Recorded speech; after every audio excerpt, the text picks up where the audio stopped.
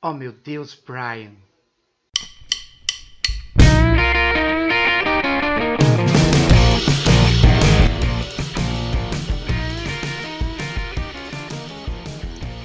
Minha galera, vamos continuar então falando agora um pouquinho de um órgão sexual importante das angiospermas, que são as flores, tá?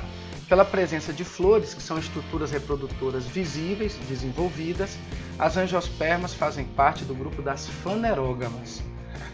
Pessoal, vocês estão conseguindo visualizar na apresentação dois órgãos sexuais. Então eu vou chamar essa flor, gente, de flor andrógena. O prefixo andro indica os órgãos masculinos e o prefixo gino significa feminino. Vamos lá. Ó, turma, deixa eu voltar aqui rapidinho. A gente tem como órgão sexual masculino o estame, que tem essa haste e essa cabecinha, chamada de antera. A haste é o filete e a cabecinha é a antera, na região anterior. São as anteras que serão responsáveis pela produção do grão de pólen. Então é na antera que eu vou formar o micrósporo e o esporo masculino vai originar o gametófito masculino, que é o grão de pólen, tá? Então na antera do estame eu estou cheio de grão de pólen. Quando o insetozinho vai se alimentar de uma estrutura da flor, sem querer ele encosta nessa antera e acaba levando o grão de pólen para outras flores. O órgão sexual feminino é o carpelo. Aqui eu tenho a ilustração do carpelo e ele tem algumas estruturas anatômicas. O orifício do carpelo eu chamo de estigma. Aí eu tenho um canal de condução aqui que é o estilete. E aí depois, pela primeira vez, gente, eu vou falar para vocês de uma estrutura que vai envolver o megaesporângio. Nesse caso aqui, galera, é o ovário, tá? Então, pela primeira vez, a planta vai ter uma estrutura aqui na base da flor, nem não é tão base assim, né? Mas a gente tem uma estrutura de proteção aqui que é o ovário. Após a fecundação, quando o óvulo originar a semente, esse ovário, que só está presente nas angiospermas, é uma novidade evolutiva, vai originar o fruto. Então, o ovário é a estrutura que após a fecundação forma o fruto. Pessoal, aí aqui dentro do ovário eu vou ter o óvulo, megaesporângio. O óvulo vai originar o esporo feminino, que vai formar o gametófito feminino, que é o saco embrionário. E o saco embrionário é a região que eu vou ter o gameta feminino. Então aqui é o órgão sexual feminino e aqui eu tenho os órgãos sexuais masculinos. Vejam que nessa flor a parte masculina está mais alta do que a feminina. Isso favorece a autopolinização, favorece o grão de pólen cair aqui até com vento, né? E polinizar a própria planta. A maioria das angiospermas criam algumas estratégias para evitar a autopolinização, que pode ser, inclusive, ter o carpelo numa altura maior do que os estames, para que não tenha esse acidente de cair e autopolinizar. Porque essa planta ela vai ser favorecida se ela tiver polinização indireta, que é a polinização cruzada. É melhor eu polinizar flores de plantas diferentes do que a mesma flor ser polinizada pelos mesmos órgãos que as compõem. Então, algumas plantas têm estratégias para reduzir a autopolinização. Pode ser, inclusive, uma maturação diferenciada nas estruturas sexuais. Tipo assim, num período determinado do ano, só os estames estão maduros e num outro período apenas o carpelo. Aí dessa forma eu consigo estimular a polinização cruzada, mas na verdade é porque eu estou prejudicando a autopolinização, impedindo. Tem outras estruturas na flor que não são estruturas de reprodução, são estruturas de atração e proteção. Na flor, gente, quem nunca ouviu falar, né, das sépalas, são projeções que lembram folhas esverdeadas, e das pétalas, que geralmente têm outras cores. Elas atuam como estrutura de proteção e atração de polinizadores. E a gente tem também uma base aqui na flor, agora sim eu tenho uma base de verdade, que eu chamo de receptáculo, tá? Então essa região aqui é do receptáculo. Em alguns vegetais, após a fecundação, essa estrutura aqui pode acumular matéria orgânica e você acaba comendo. Isso acontece na maçã, no morango. As frutas que a matéria orgânica que você se alimenta vem do receptáculo, nós chamamos de pseudofrutos, de frutos falsos. Os frutos verdadeiros é aquele que a matéria orgânica vem do ovário, tá certo? Bom, o estame, então, ele é o órgão reprodutor masculino e na cabecinha dele ali, na anterazinha, eu tenho os grãos de pólen, que é o gametófito masculino, tá? E é ele que vai se dispersar para chegar na parte feminina da flor e produzir o tubo polínico para que ocorra a polinização, para que ocorra a transferência do gameta e posterior fecundação. Bom, no interior do grão de pólen a gente sabe que além da célula que vai formar o tubo polínico, a gente tem as células que vão produzir os gametas. Nesse caso agora, a gente vai entrar na transferência com o tubo polínico com 2 gametas masculinos. Então a gente vai trabalhar com 2 núcleos espermáticos. Lembre que desde a gimnosperma que o gameta masculino perdeu o flagelo e mudou de nome. Só quem tem núcleo espermático, na verdade, tem tubo polínico e independência da água para fecundação. E o órgão feminino é o carpelo. O carpelo tem toda a anatomia que a gente já trabalhou. E lembre que no interior dele eu tenho os óvulos, né? O óvulo que após a fecundação vai formar a semente. E envolvendo o óvulo externamente eu tenho o ovário. E a primeira vez que a gente está falando de ovário é nesse grupo. Então o ovário é uma característica exclusiva de angiospermas, das flores das angiospermas.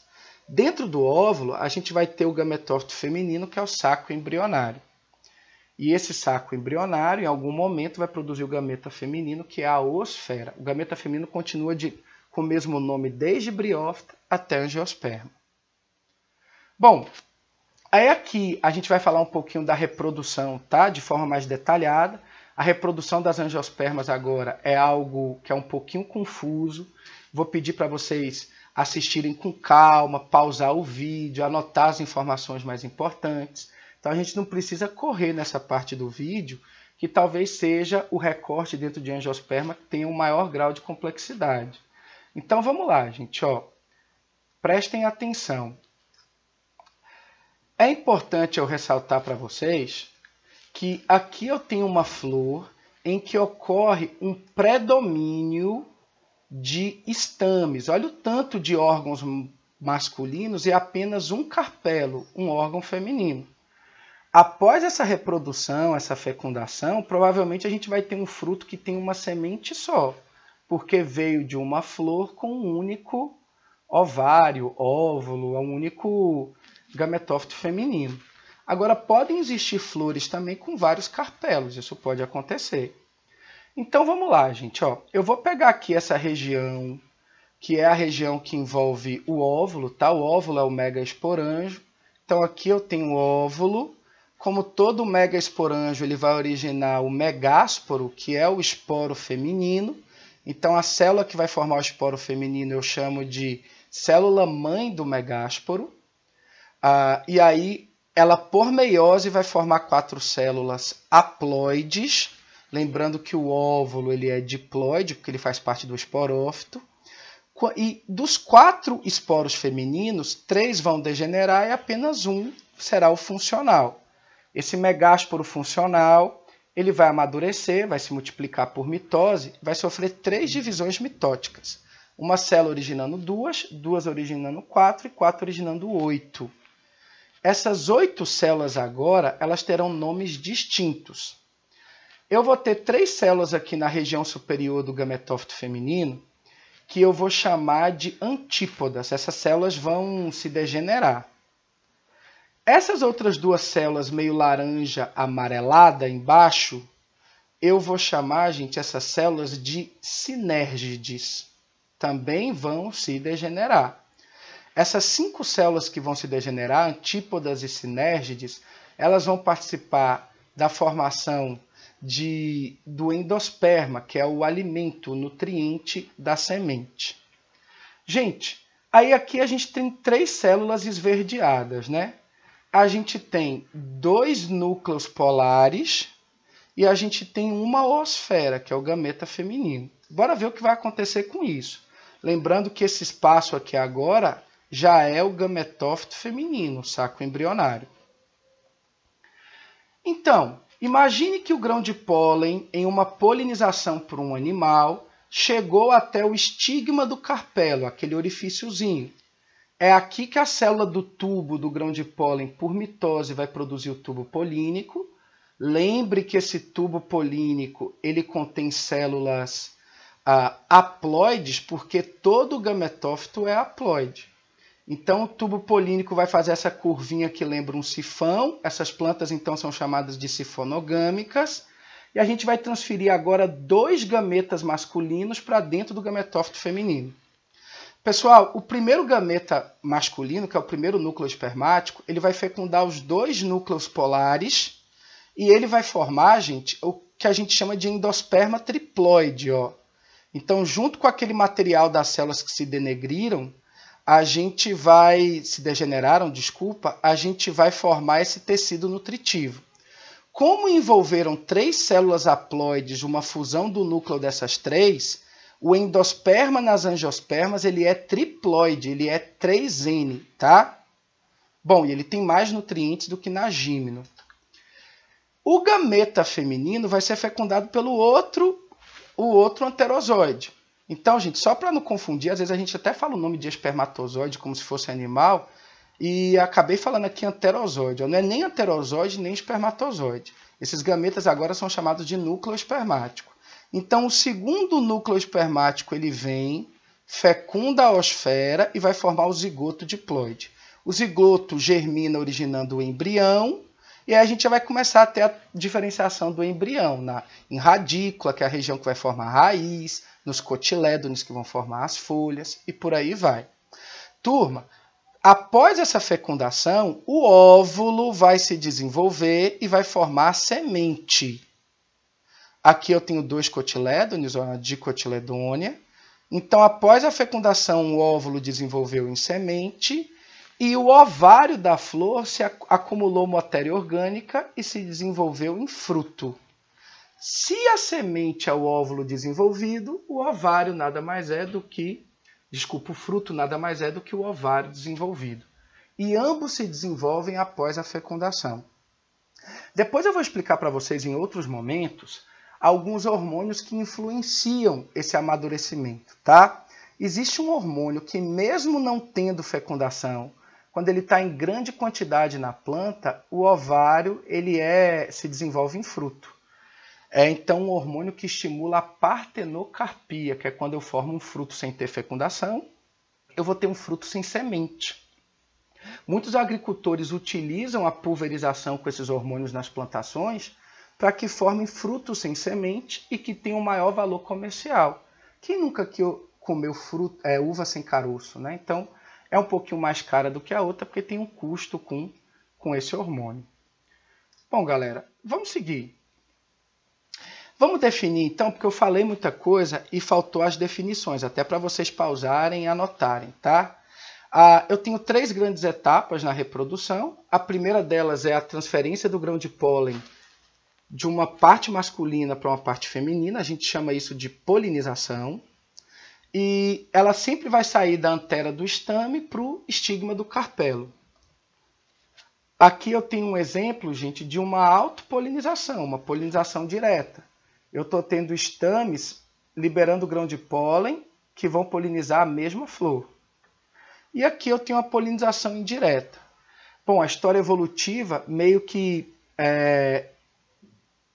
orientou que as linhagens que realizavam apenas polinização indireta tivessem mais vantagens, né? Até porque amplifica a variabilidade.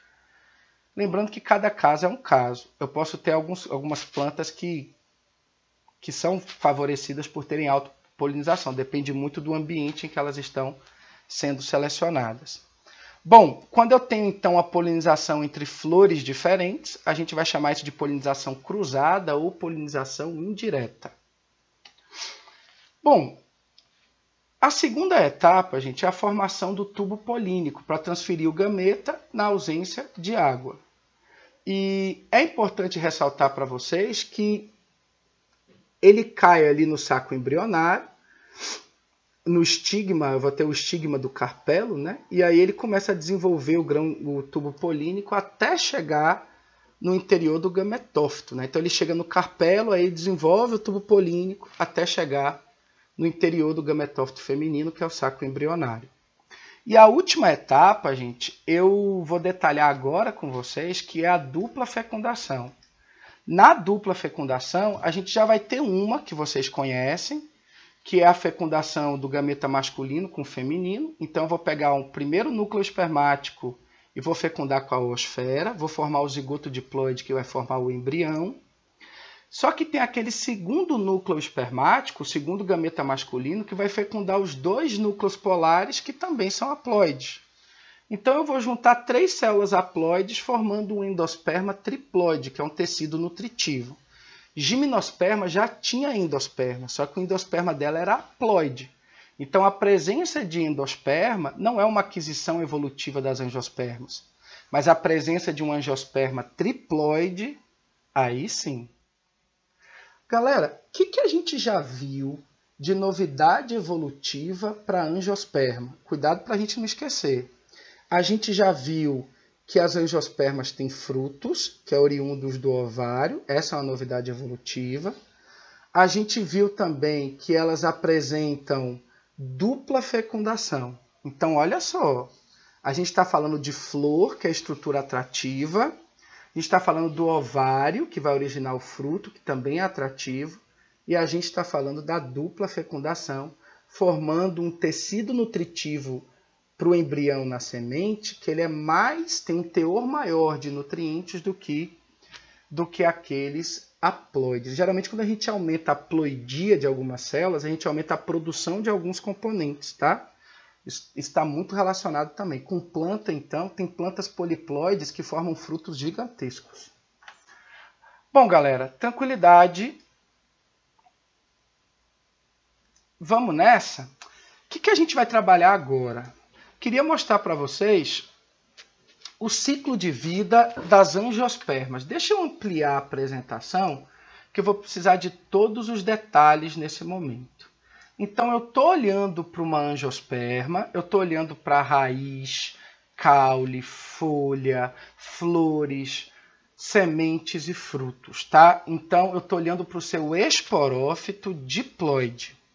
Num momento especial do ciclo de vida das angiospermas, não é sempre, elas vão atingir como se fosse a puberdade e elas vão formar frutos, tá? Então, a gente tem aqui a formação dos... Elas vão formar as flores, não são frutos, são flores. Daqui a pouco a gente chega em fruto. Então, num período especial do ciclo de vida, essas plantas acabam florescendo, né? E quando tem a floração, a formação das flores, a gente vai possibilitar, na maioria das angiospermas, a presença dos 2 órgãos sexuais. O órgão masculino, que é o estame, a cabecinha do estame é a antera. O órgão feminino é o carpelo e tem uma região interna do carpelo que é o óvulo. São essas 2 regiões que eu estou destacando. O que vai acontecer aqui?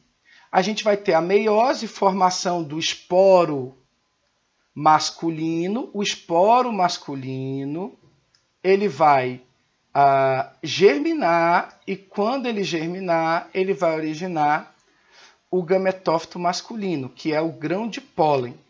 Então eu tenho a meiose para formar o esporo masculino e depois o esporo masculino, que é o micrósporo, vai originar o gametófito masculino, que é o grão de pólen. Na parte feminina é um pouco parecido.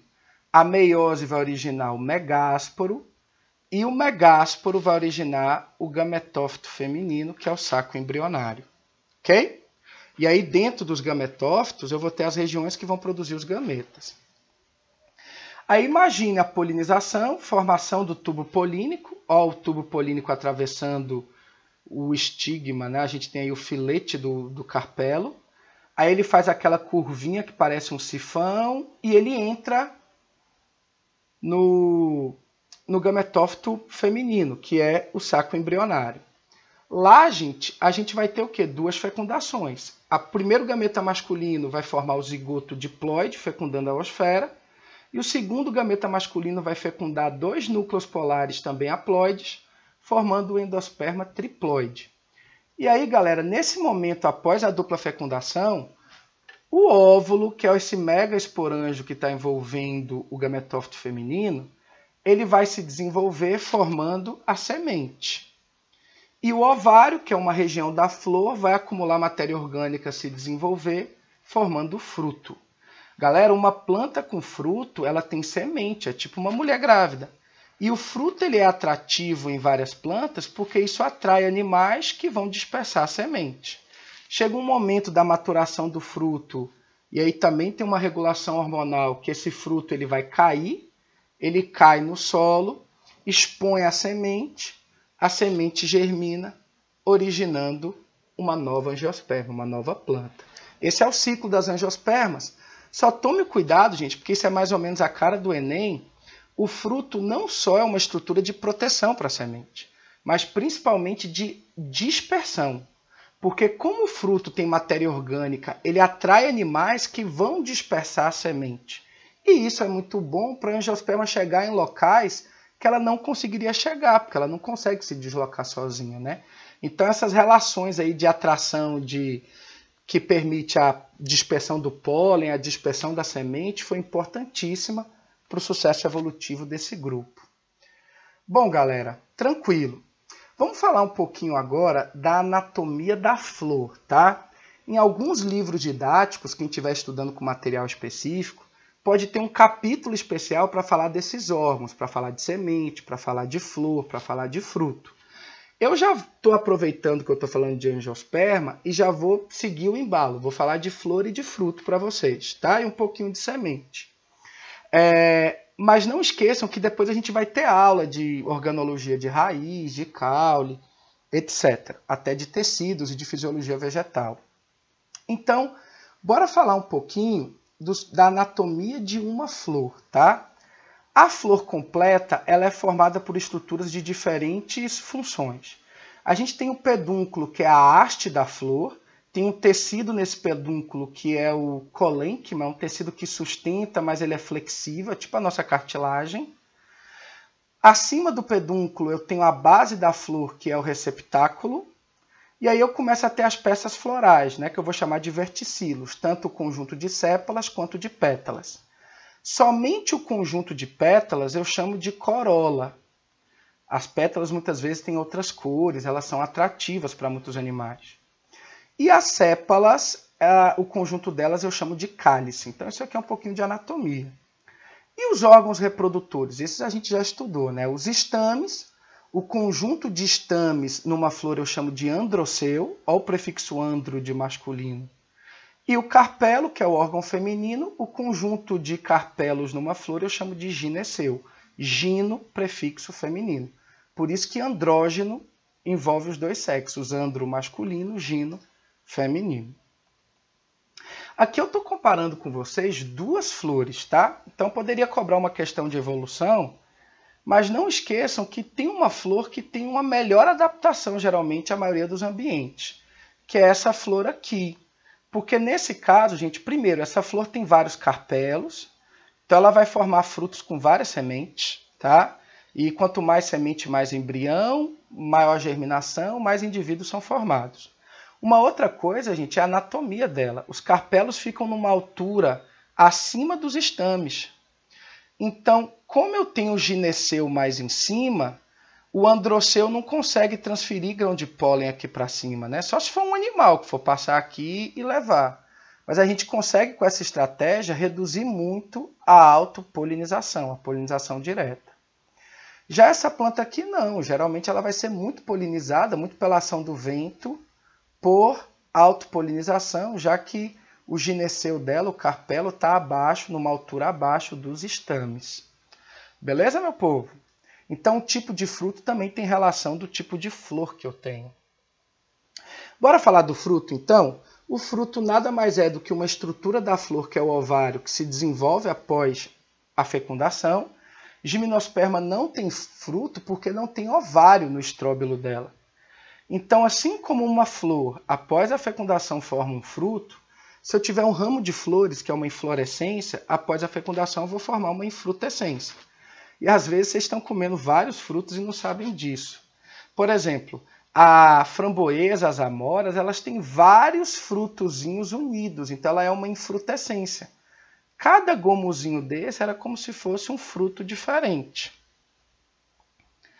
A mesma coisa, gente, com a jaca, o milho, a uva. Então aqui a gente tem, em vez de ser uma fruta, um fruto só, é uma infrutescência, né? Veio de um ramo de flores. E aí depois fundiram ali. Tem uma outra definição também, que são os frutos partenocárpicos. Gente, fruto partenocárpico é fruto que foi formado sem que tenha tido a fecundação. Eu posso controlar isso a partir de hormônios, mas tem algumas linhagens de frutos que atualmente a gente vê na natureza que são partenocárpicos. A própria banana é um grande exemplo, tá? A banana que a gente come é diferente da banana selvagem. A banana selvagem tinha um teor menor de matéria orgânica, de açúcar, mas ela era uma linhagem que conseguia se reproduzir sexuadamente. Por meio de cruzamentos que a gente foi fazendo, artificiais, a gente formou uma linhagem que construía frutos deliciosos e que se desenvolviam sem que tenha tido fecundação. E aí formaram as bananas que a gente comercializa, todos os tipos de banana que existe que a gente come, desde a banana maçã, banana prata, a depender da região o nome pode ser diferente, banana d'água, banana nanica, a banana da terra, todas essas aí são linhagens triploides de banana, são diferentes variedades. Bom, pseudofruto é outra definição. A gente chama popularmente de fruta. Quando eu uso o termo fruta, terminando com A, significa que é uma parte da flor que se desenvolveu com matéria orgânica e que eu estou comendo.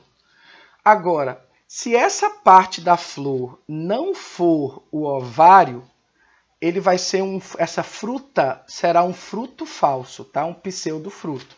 É o que acontece com o caju. A gente usa para fazer suco, doce, a polpa do caju. Essa polpa do caju, que geralmente é amarela, avermelhada, ela representa o quê? O pedúnculo, a haste da flor que acumulou matéria orgânica. O fruto de verdade está na castanha. Então, gente, essa polpa do caju, ela é uma fruta, um pseudofruto. A mesma coisa acontece com a maçã. A parte que a gente come da maçã é o ovário, desculpa, não é o ovário, é o receptáculo.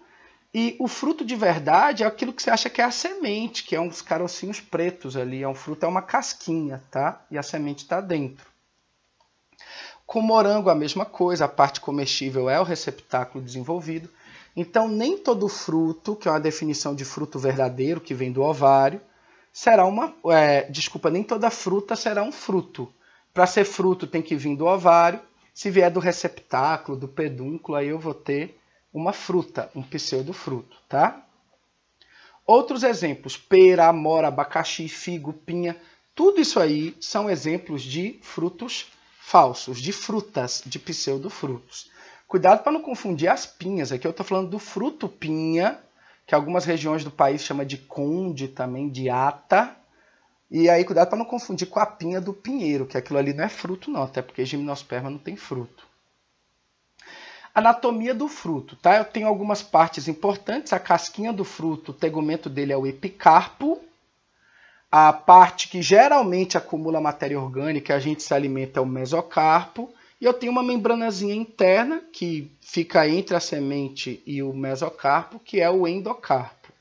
Eu gosto do abacate para dar esse exemplo, porque aquela casquinha escura do abacate é o epicarpo, aquela polpa esverdeada que a gente usa para fazer vitamina, guacamole é o mesocarpo, e quando você tira a sementona, você vê uma membranazinha interna ali que é o endocarpo, tá? E o conjunto de tudo isso, o fruto como um todo, ele é o pericarpo. Gente, os frutos podem ser carnosos, tá? São esses frutos que a gente sabe que é fruto. Então, as bagas são aqueles frutos que têm várias sementes dentro, que foram oriundos de flores com vários carpelos. Tomate, laranja, uva, abóbora, mamão, melancia. A laranja, já falei aqui, já está aí. Limão. E a gente tem as drupas, né? As drupas, gente, são aquelas que eu tenho apenas uma sementinha. Na verdade, é tipo uma sementona grandona, um caroção. A ameixa, a azeitona, o pêssego, a manga, aí é do tipo drupa. Mas ambos têm um mesocarpo, alguma estrutura aqui do fruto com matéria orgânica bem comestível. Tem alguns frutos que eles são secos, que o fruto como um todo, os 3 tecidos, eles formam apenas uma casquinha. Na verdade, o nutriente não está no fruto, o nutriente está na semente. A maioria dos grãos, que são a base da nossa alimentação, são desse jeito. É um fruto chamado de cariópse, que é o fruto seco. Esses frutos podem ser classificados em deiscentes, quando em algum momento da maturação essa casquinha meio que se abre, expondo as sementes. Ou ele pode ser também indeiscente. Na verdade, gente, só para a gente não confundir, tá? Não é o fruto que se abre, não. Eu tenho uma estrutura de revestimento, como se fosse uma vagem da ervilha, e aí depois ela vai se abrindo na medida que o fruto está amadurecido. E os indeiscentes que não se abrem. Plantação de milho mesmo, você sabe que aquela casquinha, né, aquelas partes palhosas esverdeadas, elas ficam todas fechadinhas. Aí você tem que tirar ela para poder expor o milho. Só uma curiosidade, gente. Uma espiga de milho é uma infrutescência, porque cada grãozinho de milho é um fruto diferente. É bem curioso isso para a gente.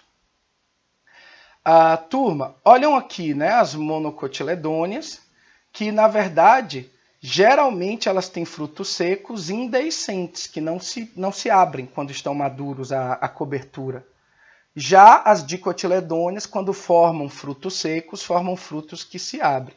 E aqui são os principais exemplos de mono e dicotiledônea que vai cair na sua prova, tá? Que geralmente são aquelas que participam da construção da base da nossa alimentação. E o coco, prof? Muitos alunos têm dúvida com relação ao coco. Gente, tudo que a gente come do coco não vem do fruto, vem da semente. Tanto aquela parte branca quanto a água do coco é o endosperma, mas é ele sólido e líquido. O fruto em si do coco, ele tem uma adaptação que não é para ser tipo comestível. É uma adaptação para ele flutuar na água, que é o que eu chamei de dispersão, que eu chamo de hidrocoria, né?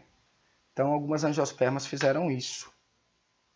Bom, agora a gente vai falar de semente e eu já vou começar comentando com vocês, galera, as 4 grandes funções da semente. A semente protege o embrião, a semente ela facilita a dispersão, algumas sementes têm asas, como se fossem projeções, a gente chama de semente alada, então elas vão meio que conseguindo se dispersar mais pelo vento. A semente armazena nutrientes, lembra do endosperma. A semente entra em dormência, galera, são 4 grandes funções. Protege o embrião, facilita a dispersão, armazena nutrientes e entra em dormência. Quando entra em dormência, galera, a gente vai ter um controle, na verdade a gente não, né? Mas isso é uma garantia de que aquele embrião só vai se desenvolver se o ambiente tiver condições favoráveis. E a dormência das sementes, elas dependem de situações bem específicas, assim. Tem semente que só quebra a dormência se passar pelo suco gástrico de algum animal. Tem semente que é com umidade, a maioria das sementes é com umidade. Lembra do experimento do feijãozinho no algodão das escolas brasileiras lá. A umidade do algodão vai quebrar a dormência da semente. Tem semente que realmente tem que esperar uma decomposição da casca e tal, então isso depende de planta para planta. Mas, meu povo, eu queria lembrá-los que a semente com essas 4 funções, ela também tem uma certa anatomia, tá? A gente chama de tegumento a casquinha dela ali. Lembre que se for uma angiosperma, você tem que tomar cuidado para essa casca não ser o fruto. Então você tem que saber diferenciar a casca que é da semente e o fruto. Então elas ficam em contato as duas. Todo o recheio interno da semente, perdão pela palavra recheio, a gente chama de amêndoa, tá? E aí na amêndoa eu tenho tanto a estrutura embrionária, que o embrião vai se diferenciar em radícula, que é a região que forma a raiz, e o caulículo, que forma o caule, tá? Como também, gente, a gente vai ter a parte nutritiva ali, né? O endosperma e tal. O cotilédone, ele já vai estar ali uma parte do embrião que vai originar a folha. Então isso tudo aqui a gente chama de amêndoa.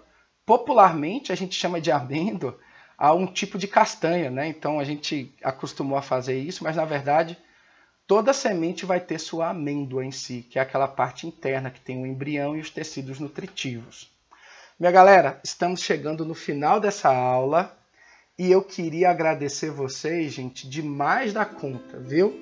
Ó, muito obrigado.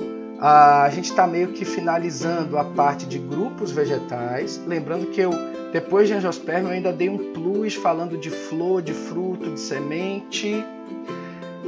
As nossas próximas aulas de botânica, elas vão focar nos órgãos, na fisiologia, na histologia e nos movimentos e hormônios vegetais. Tudo bem? Então a gente tem ainda um longo caminho, mas é importante também vocês fazerem questões. Eu queria que vocês resolvessem questões dos capítulos dos livros didáticos de vocês que falam sobre a evolução dos grupos, né? As características e as estruturas reprodutivas. A maioria das questões de botânica envolvem esses assuntos. Então vocês já vão ter um pouco mais de segurança para poder resolver essas questões. Eu queria agradecer vocês por terem ficado até o final. Quem não fez, por favor, siga o canal, ative as notificações, dá o like, galera, porque a aula já está terminando, né? Bom, de qualquer forma, pessoal, mais uma vez obrigado. Vamos nessa, meu povo. Bons estudos para vocês. Qualquer dúvida, estamos na área. FOY, fui!